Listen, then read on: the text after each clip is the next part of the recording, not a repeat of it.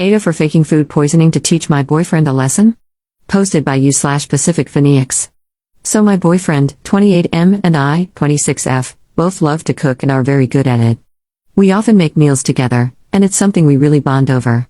However, he has a serious issue with cross-contamination that drives me insane. As a result, I feel like I have to constantly keep an eye on him to make sure that he is sanitizing things properly. It frustrates me that I feel like I have to watch him, and it frustrates him whenever I point out something he's done that seems unsanitary. Last Friday evening, we were making carnitas when I noticed that he was using the same knife and cutting board that he had used to chop raw pork, to then chop up onions and radishes. I could literally see red splotches on the cutting board from where the meat had been sitting.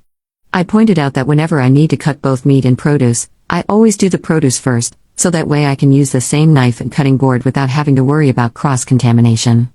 I then told him that we couldn't use the onions and radishes for this dish because I was not about to top my carnitas with them now that they were contaminated with raw pork. He flipped out and kept saying, "It's not like it's chicken." I said, "So what?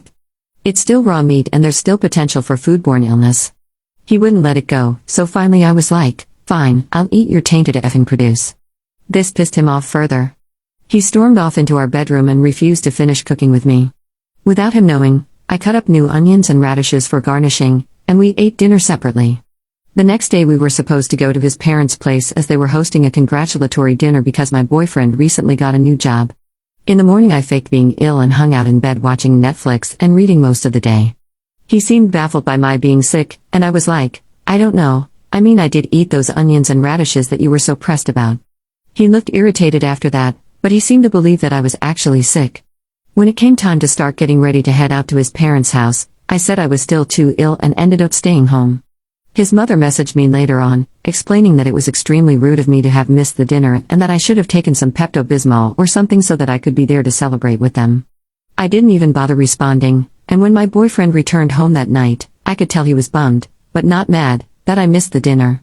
Multiple people in his family are now pissed because they think I'm an unsupportive girlfriend. I do feel guilty about missing this dinner since it was important to him.